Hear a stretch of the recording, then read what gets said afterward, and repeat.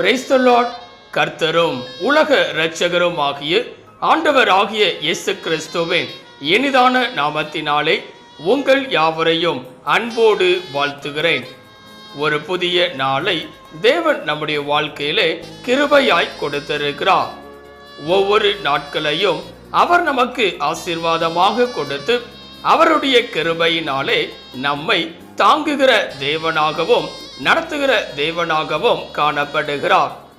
நிச்சயமாய் இந்த நாளையும் அவர் நமக்கு ஆசீர்வாதமாய் மாற்றி கொடுப்பார்.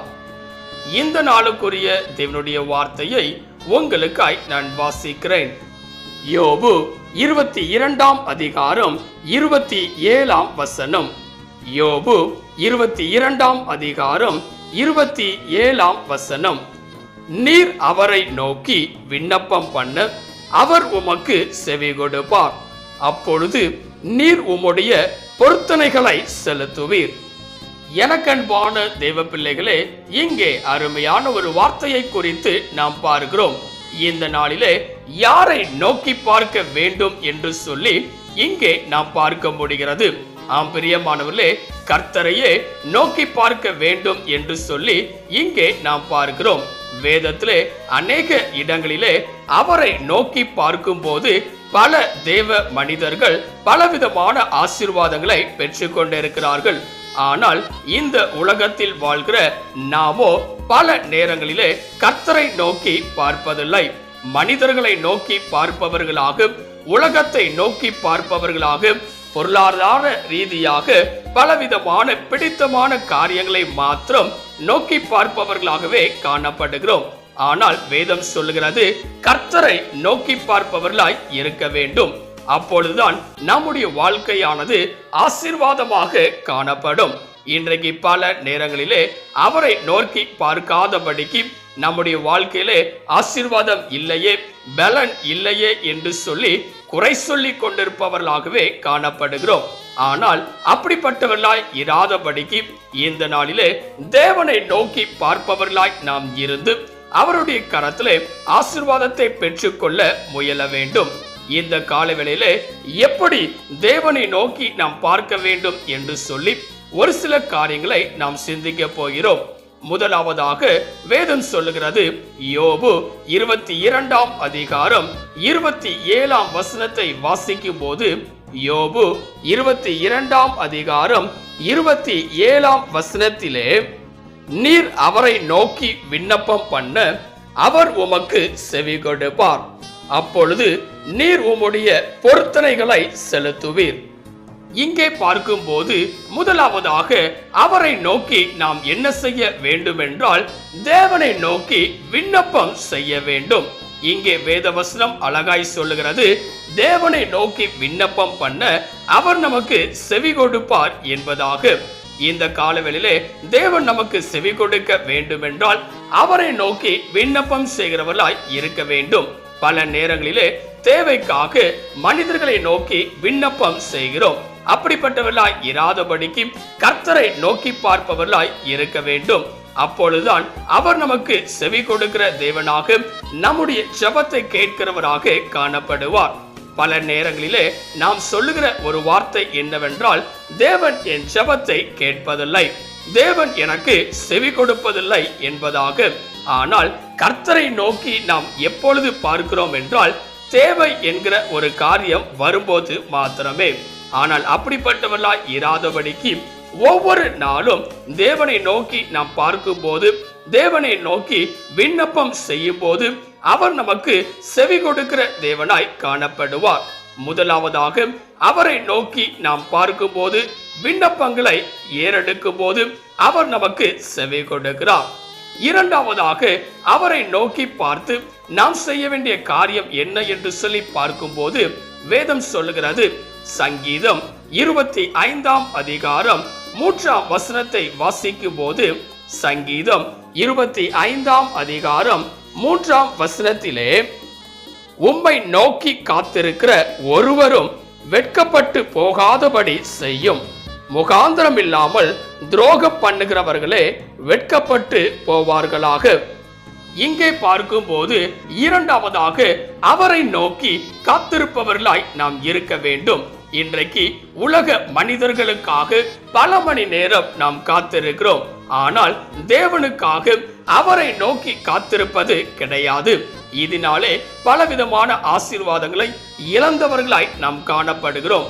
இந்த காலவேளையிலே இரண்டாவதாக அவரை நோக்கி நாம் காத்திருக்கும் போது கர்த்தர் நம்மை ஆசீர்வதிக்கிறவராக காணப்படுவார். இங்கே வேதவசனம் சொல்லுகிறது, அவரை நோக்கி நாம் காத்திருக்கும் போது நம்முடைய வாழ்க்கையிலே வெட்கம் கிடையாது.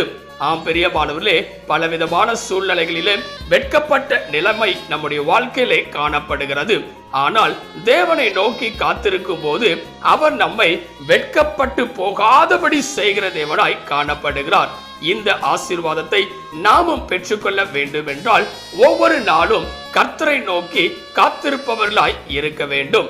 மூன்றாவதாக அவரை நோக்கி நாம் செய்ய வேண்டிய காரியம் என்னவென்றால், வேதம் சொல்லுகிறது, சங்கீதம் 62ஆம் அதிகாரம் 5ஆம் வசனத்தை வாசிக்கும் போது, சங்கீதம் 62ஆம் அதிகாரம் 5ஆம் வசனத்திலே, என் ஆத்துமாவே தேவனையே நோக்கி அமர்ந்திரு, நான் நம்புகிறது அவராலே வரும். இங்கே பார்க்கும் போது மூன்றாவதாக தேவனை நோக்கியே அமர்ந்திருக்க வேண்டும் என்று சொல்லி நாம் பார்க்கிறோம். ஆம் பிரியமானவர்களே, இந்த நாளிலே தேவனுக்காக காத்திருப்பது மாத்திரமல்ல, அவரை நோக்கி அமர்ந்திருப்பவர்களாய் இருக்க வேண்டும். இங்கே வேதவசனம் சொல்லுகிறது, அப்படி நாம் செய்வோமே என்றால் நாம் நம்புகிற எல்லா காரியத்தையும் அவர் செய்கிறவராக காணப்படுவார். இன்றைக்கு பல நேரங்களிலே நம்புகிற காரியங்கள் நடைபெறாமல் இருக்கும் போது நம்பிக்கையை இழந்தவர்களாய் நாம் காணப்படுகிறோம், சோர்ந்து போனவர்களாய் காணப்படுகிறோம். ஆனால் தேவனை நோக்கி அமர்ந்திருப்பது மாத்திரம் நம்முடைய வாழ்க்கையிலே இருக்காது. இந்த காலவெளியிலே வேதம் சொல்லுகிறபடியாக அவரை நோக்கி நாம் அமர்ந்திருக்கும் போது நாம் நம்புகிறது அவராலே வருகிறதாய் காணப்படும். மூன்றாவதாக அவரை நோக்கி அமர்ந்திருக்க வேண்டும். நான்காவதாக அவரை நோக்கி நாம் செய்ய வேண்டிய காரியம் என்ன என்று சொல்லி பார்க்கும் போது வேதம் சொல்லுகிறது, ஏசாயா 45ஆம் அதிகாரம் 22ஆம் வசனத்தை வாசிக்கும் போது, ஏசாயா 45ஆம் அதிகாரம் 22ஆம் வசனத்திலே, பூமியின் எல்லையெங்கும் உள்ளவர்களே என்னை நோக்கி பாருங்கள், அப்பொழுது ரட்சிக்கப்படுவீர்கள், நானே தேவன், வேறொருவரும் இல்லை. இங்கே பார்க்கும் போது நான்காவதாக வேதம் சொல்லுகிறது, அவரையே நோக்கி பார்க்கிறவர்களாய் இருக்க வேண்டும் என்பதாக. அப்பொழுது நம்முடைய வாழ்க்கையிலே உண்டாகிறத மாற்றம் என்ன என்று சொல்லி பார்க்கும் போது இங்கே வேதவசனம் சொல்லுகிறது, பூமியின் எல்லையெங்கும் உள்ளவர்களே அவரை நோக்கி பாருங்கள், அப்பொழுது ரட்சிக்கப்படுவீர்கள் என்பதாக. இந்த காலவெளியிலே நம்முடைய வாழ்க்கையிலும் கூட ரட்சிப்பு வேண்டுமென்றால், நம்முடைய வாழ்க்கையிலே விடுதலை வேண்டுமென்றால் அவரை நோக்கி பார்ப்பவர்களாய் இருக்க வேண்டும்.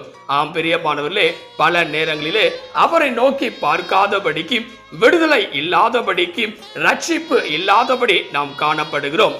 பல நேரங்களிலே நாம் சொல்லுகிற ஒரு வார்த்தை, என்னுடைய வாழ்க்கையிலே ஒரு விடுதலை உண்டாகாதா என்பதாக. இந்த நாளிலே அவரை நோக்கி நீங்கள் பார்ப்பீர்களே என்றால் நீங்கள் ரட்சிக்கப்படுவீர்கள், நீங்கள் விடுதலையாக்கப்படுவீர்கள். இந்த நாளிலே நான்காவதாக அவரை நோக்கி பார்க்கும் போது நம்முடைய வாழ்க்கையிலே ரட்சிப்பு உண்டாகிறது.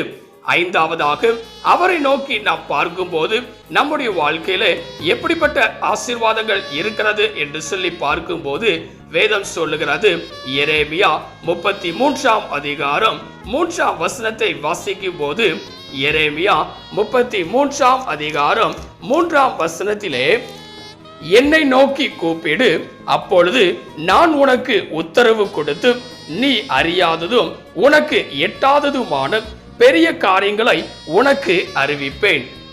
இங்கே பார்க்கும் போது ஐந்தாவதாக அவரை நோக்கி கூப்பிடுகிறவர்களாய் நாம் இருக்க வேண்டும். அப்பொழுது அவர் நம்முடைய வாழ்க்கையிலே நாம் எண்ணுவதற்கும் மேலான காரியங்களை செய்கிற தேவனாய் காணப்படுகிறார். இந்த நாளிலே அவரை நோக்கி கூப்பிடுகிறவர்களாய் நாம் இருக்கிறோமா?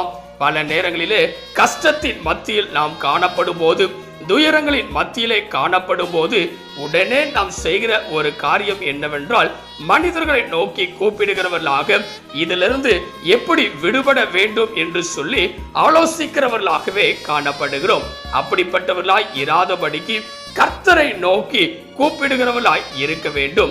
அப்பொழுதுதான் அவர் நம்மை ஆசீர்வதிக்கிற தேவனாக கடந்து வருவார். இந்த காலவேளையிலே இதை கேட்டுக்கொண்டிருக்கிற எனக்கு அன்பான தேவ பிள்ளைகளே, நாம் தேவனை நோக்கி பார்ப்பவர்களாய் இருக்க வேண்டும். வேதம் சொல்லுகிறது, அவரை நோக்கி பார்த்த முகங்கள் எல்லாம் பிரகாசம் அடைந்தது என்பதாக, அவர்கள் முகங்கள் வெட்கப்படவில்லை என்பதாக.